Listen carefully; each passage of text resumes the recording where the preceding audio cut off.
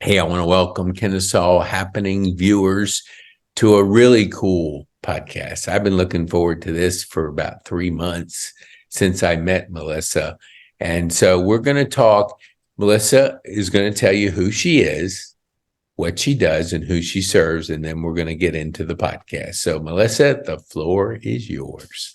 All right. Thank you, Pete. Thanks for having me on the podcast. I'm so excited as well. I'm Melissa Sarathy. I am a local comedian by trade, I guess. I am, I mostly focus on corporate comedy. So clean, corporate, fun, relatable. I think I say I'm clean and I'm quirky. So we have a lot of fun. And I serve businesses around town. I just recently in December did the Atlanta Ad Club's holiday party in partnership with the Atlanta Marketing Association. And that was a lot of fun. So yeah, that's what I do. Well, that warms my heart because comedy always warms the heart if it's the right kind of comedy. I Yes. know, I don't know if when we met, we talked about this, but Ken Kington's a good friend of mine. And he does a lot of corporate Yeah. keynotes and comedy. And he did our KBA, I guess, 2 months ago. But yeah, I've known Ken and I probably have seen him Yeah. a dozen times. But yeah, he's just good at what, and I think corporations need one, laughter. So what Yes. got you into comedy? I mean, you didn't like fall out of bed at 2 years old and say, I want to be a comedian. Oh, I didn't. Yeah, it wasn't something I had planned. I was really active in the acting community in Atlanta, and I always have enjoyed doing presentations and public speaking. And I came across this stand-up comedy class that I thought, oh, what a great marriage between getting up on stage, being confident and connecting. But also a way to just be funny and be comical and give people a laugh break. So I took the comedy class and I loved it. I loved it so much. It was a 6-week course. It's called Laugh Lab. If anyone's interested, it's local in Atlanta. And the teacher there, Lace Larrabee, she has been on America's Got Talent. Like, she is a true professional, and she just helps you hone your own unique voice so that you don't go out there sounding like her or sounding like, oh, I really like this comedian. You sound like your own unique voice and you have your own stories to tell. And she just helps you cut to the chase and tell the stories. So yeah, Yeah, I that's how I like got that. into it. And that was 4 years ago. Really? Yeah, Okay. What yeah. what would you say, like you say your unique voice?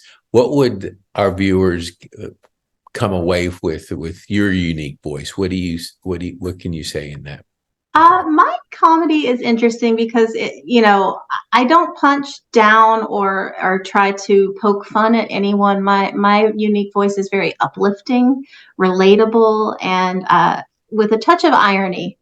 Just life is funny, and so we just take some of those pieces that maybe we want to laugh at and put a magnifying glass on it. So I would say that's my unique voice, is just That's relatable. Yeah. what now I can see the books in the background. So I'm gonna guess you're a reader. Yes. So how do you come up with content for your, just a typical comedy routine or a presentation with a little laughter? Yeah. I mean, it all starts with a premise, like an idea.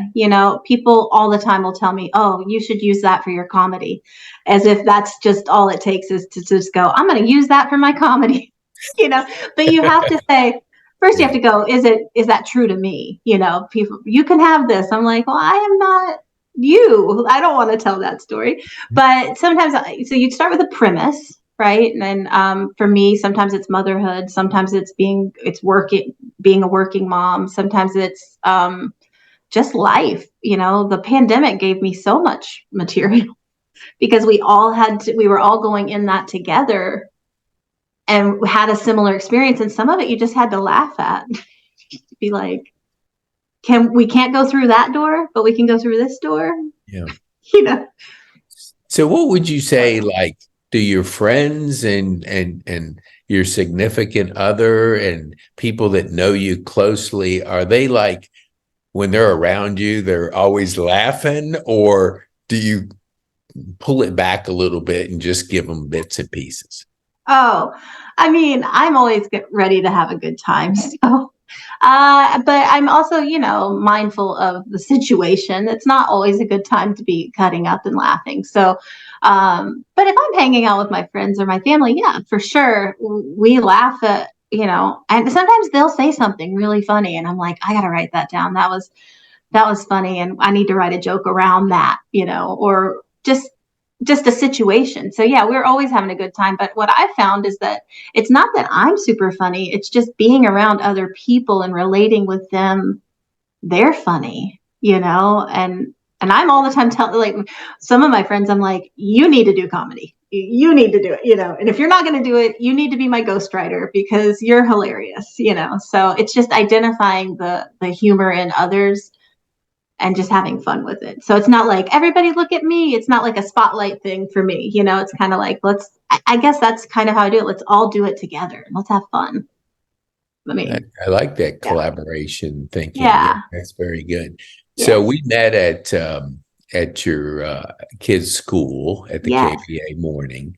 So what do your kids think of mom who, does comedy and is in this industry? Do they roll their eyes when mom's in front of a crowd and with people, or do they just kind of embrace you?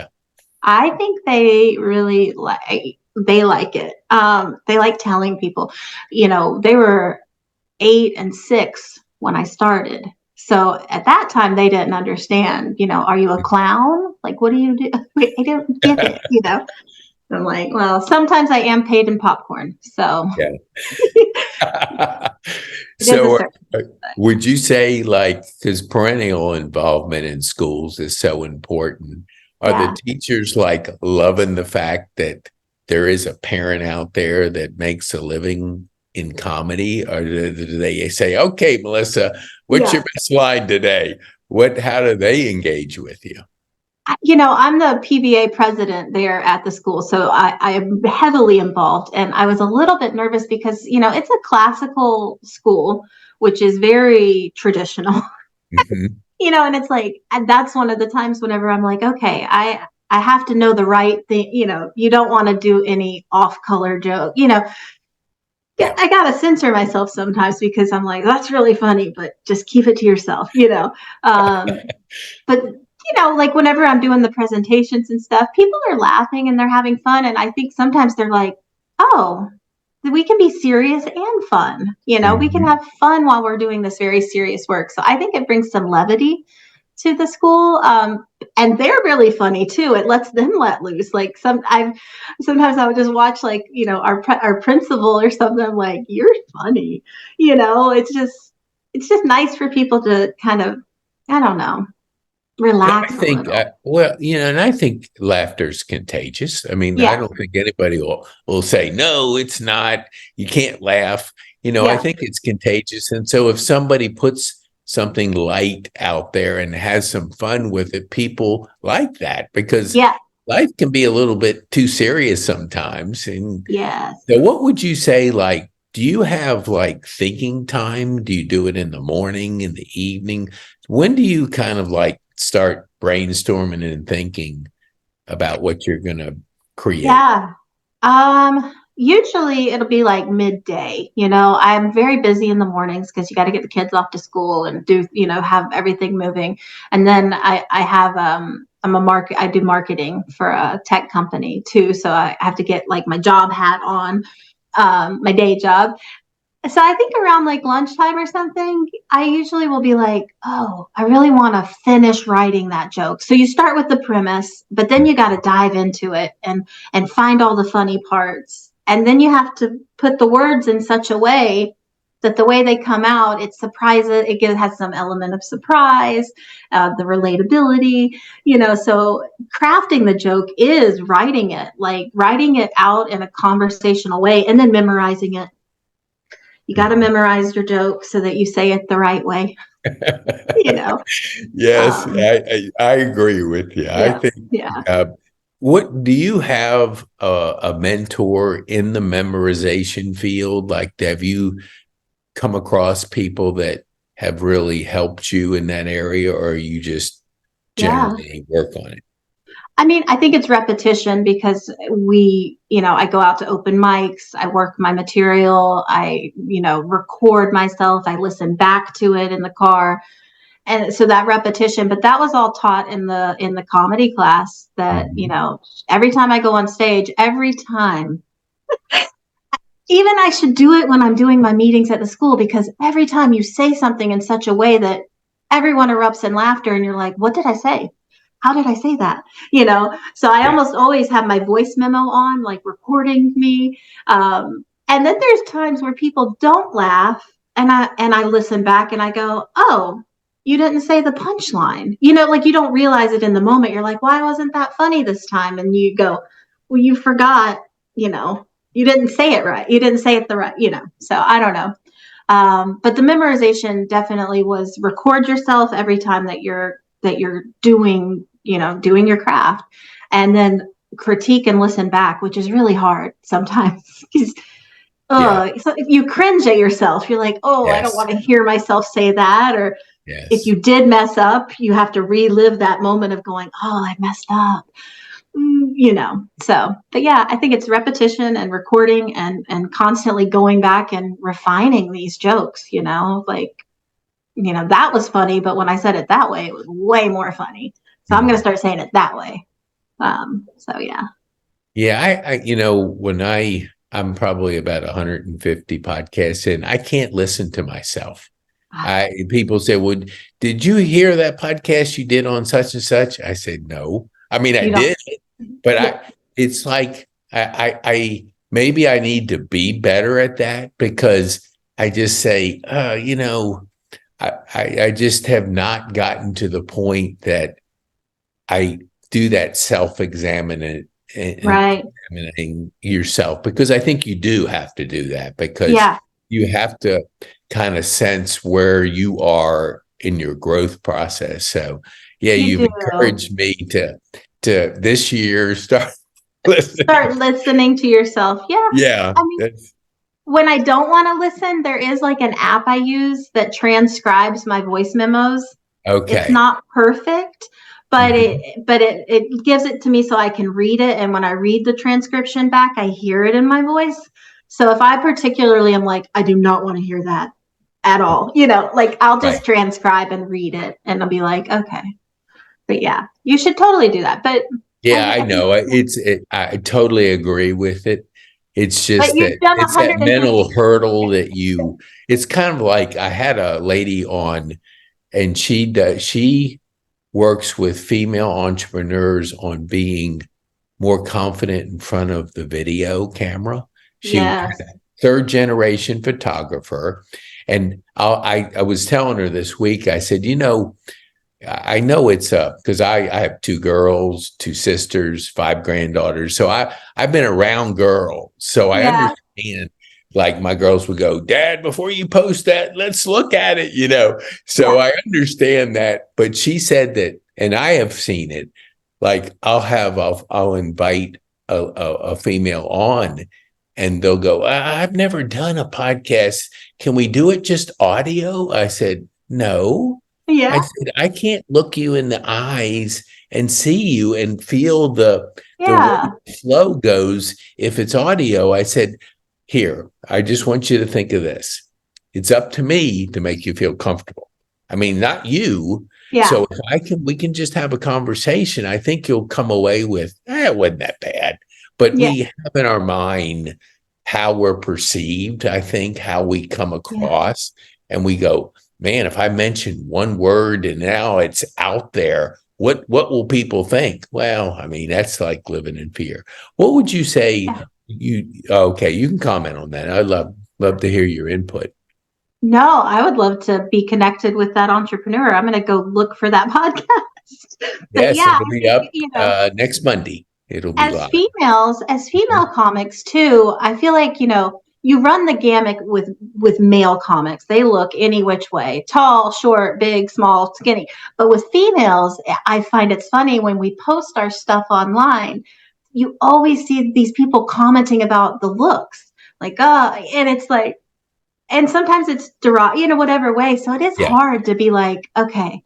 And I don't post videos that often, and that's my New Year's resolution. I'm like, I don't care. I look how I look. If someone wants to say something, like, Yeah. because, you know, it's not, I don't want to live in fear of like, oh, I'm not good enough because of my looks, because that's not the talent that I'm showcasing comedy. It's not a beauty pageant, so it's like, Yeah, it's going to exactly. resonate with whoever it needs to resonate with, but that's awesome. No. So sorry. Yes. I love that you recognize that. Yeah. Yeah, I guess you grow up with girls, you pick up certain That's things. awesome. And Yeah. so what would you say, like, I'm always curious, and I haven't asked Ken this, the cancel culture, it seemed to go really dead at the comedians. I mean, it was like, did you feel it, going through the last couple of years that you had to walk on eggshells with what you created, or did you not even pay Yeah. attention? I mean, a little bit, some of my jokes that were very much pointed around the pandemic, people were, there wasn't a lot of middle of the road, and my jokes toe the line. Like, I go a little bit this, you're not really sure where I stand on it. And I wish that I could have went more in a way that was true to myself, but also it wasn't safe. It's like, oh, I don't want, to not get like, because even the comics that book you for the shows, yeah, I don't know. So yeah, I felt it a little bit, but not really. I mean, I, but um, I don't do a lot of comedy that would be offensive. You know what I mean? Like, Yeah, so, no, I do. so I don't really have to censor myself in that regard. I just kind of, I'm pretty light. But Mhm. also funny, just like telling silly stories and self-deprecation, but not in a way that makes you feel sorry for me. You know what I mean? Just like funny being a human. So I didn't feel the cancel culture that much. And we have a Okay. pretty big scene in Atlanta. The part that was hard was that there weren't in-person events Right. for so if you were out there doing comedy, then you were reckless. And that's what they would, and then if you weren't, then why aren't you fresh? Why aren't you doing things? So that part was hard. But when live comedy started coming back, that really, I think, helped us. And now it's just like insane. There's shows every night of the week. So Yeah. What did yeah. you do? I know Ken's strategy, because I know the person that who's worked with him for 15 years.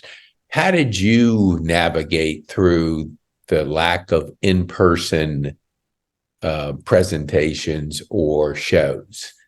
What did Yeah. you do personally?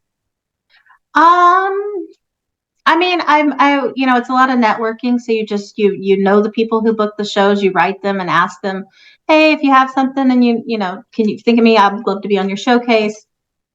And there was Zoom shows, like we did corporate comedy on Zoom, which was fun.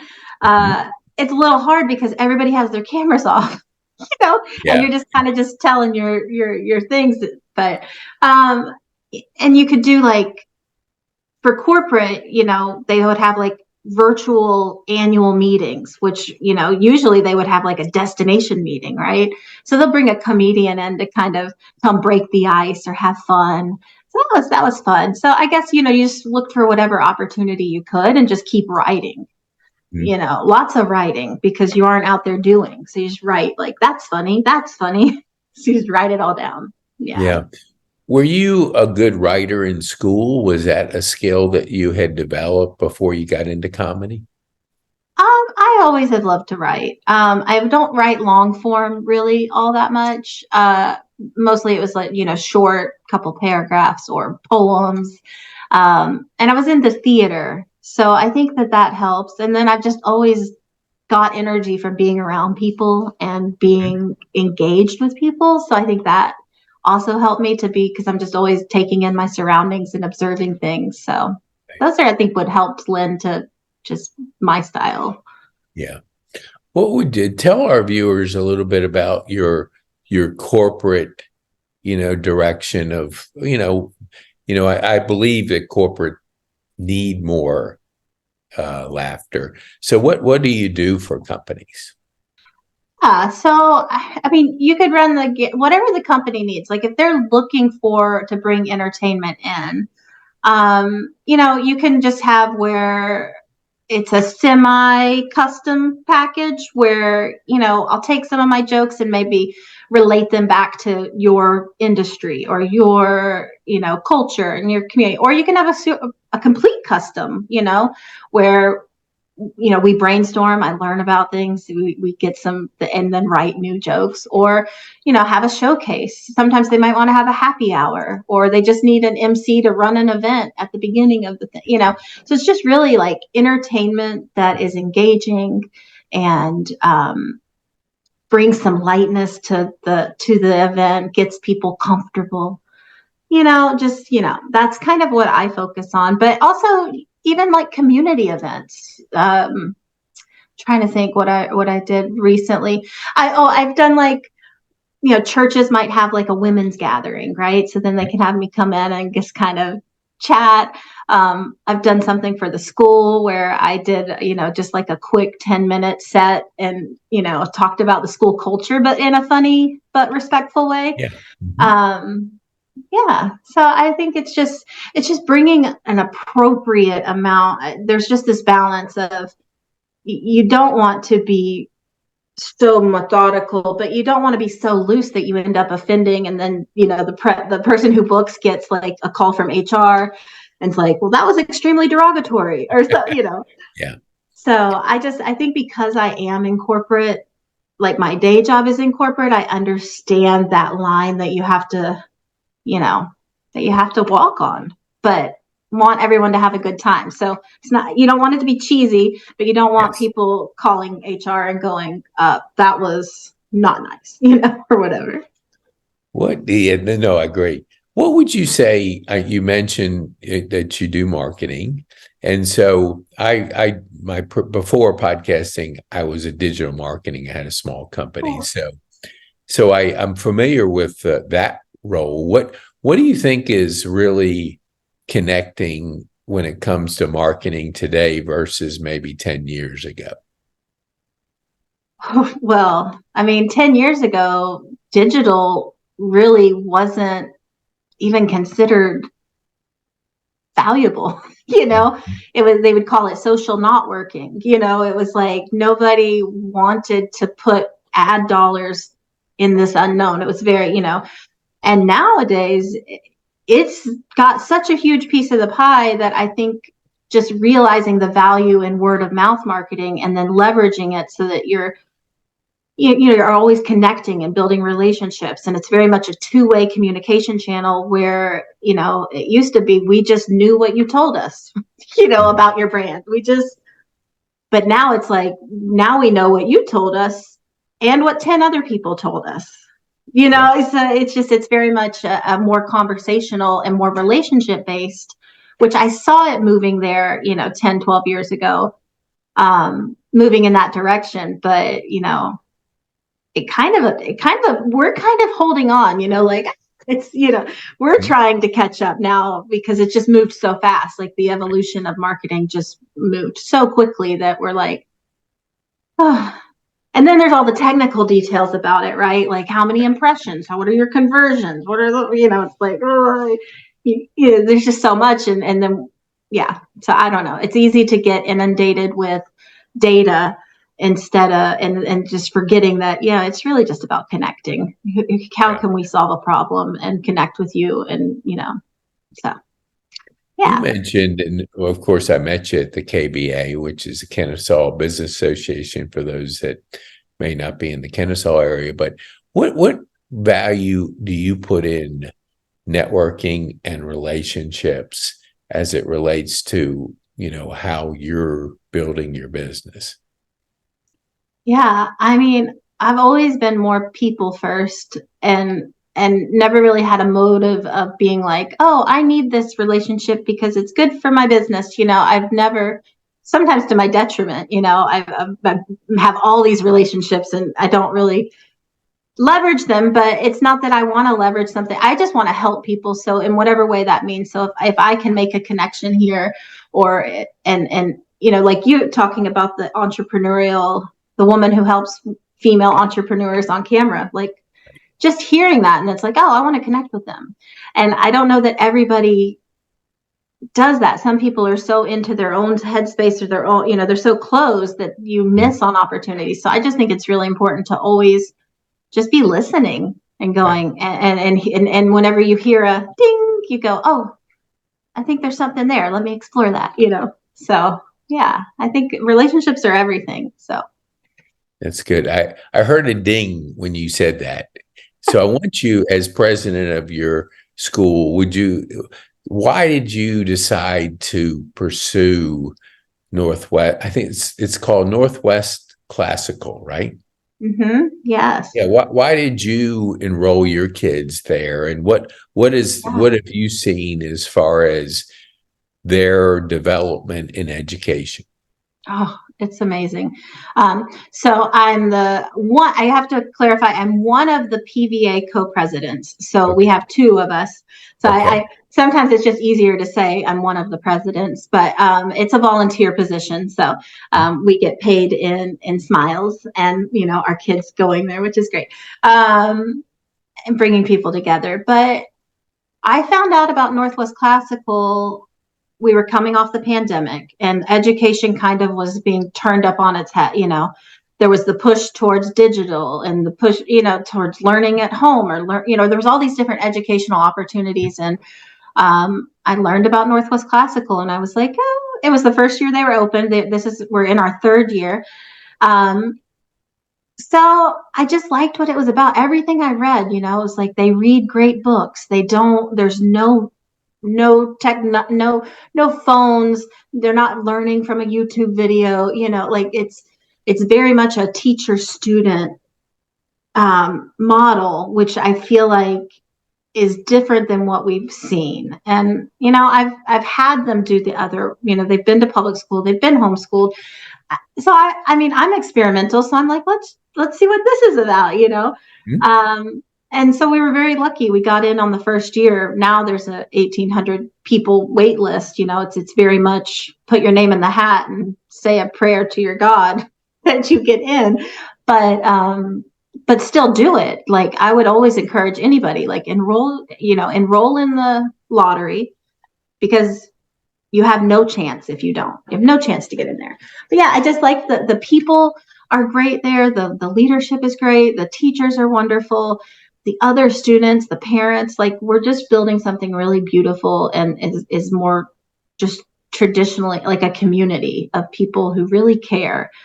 And we care about being within the community and being out there and connecting with businesses and connecting with we have a very strong relationship with the emergency services there. We have a police officer that helps route our traffic during car line, but that's not all they do. I mean, they care about us. Like, they come by, they say hello, they do a drive through. Like, I don't know. It's a beautiful thing to be a part of. That's good. Yeah. Yeah, I mean, I stumbled on it when I came to that morning KBA, and I was like, I actually went past it because the police officer was waving, and I didn't even think that was the place. I Yeah. knew about that Yeah. building, but then I had to do the U-turn and come in there, and all of a Yes. Yes. sudden it was like, whoa. And then when walking in and hearing the presentations by the principal and different people within the school, I was like, my jaw dropped that Yeah. it's like 5 minutes away from here. And I really, and Lauren Black, who, she helps out in the lunchroom, she had told me about it, but I didn't know that was the school. Right. She told me she served in the lunchroom and that kind of thing, and that the kids Yeah. go there. So as we wind down, I want you to tell our viewers, how can they get a hold of you? Oh my gosh. Well, you can follow me on Instagram. Okay. I'm the Mom Jeans. If you look it up, Good. you can connect with me on LinkedIn. Melissa Sarathy on LinkedIn. And then I guess yeah, email or whatever, if you have a need, like reach out when we can Yeah. chat. But yeah. We'll put, for our viewers that are driving down 41 and not watching it by video, we'll put in the show notes links to how to get a hold. Instagram. Okay. Yeah, Yeah. absolutely. And so we always leave our viewers with an insight from our guests. So what would you like our viewers to take away from this morning? I think that I would like to encourage your viewers to take a moment to find something fun that makes you smile and makes you laugh and just makes you be grateful that you woke up and got to live another day, because, it's a gift. You knocked it out of the park there, Melissa. I tell you, that is very good. I want to thank you for being a guest on Kennesaw Happenings. We Thank you really so much. appreciate you working us into your schedule today. Thank you so much. You're awesome, Pete. Thank you so much.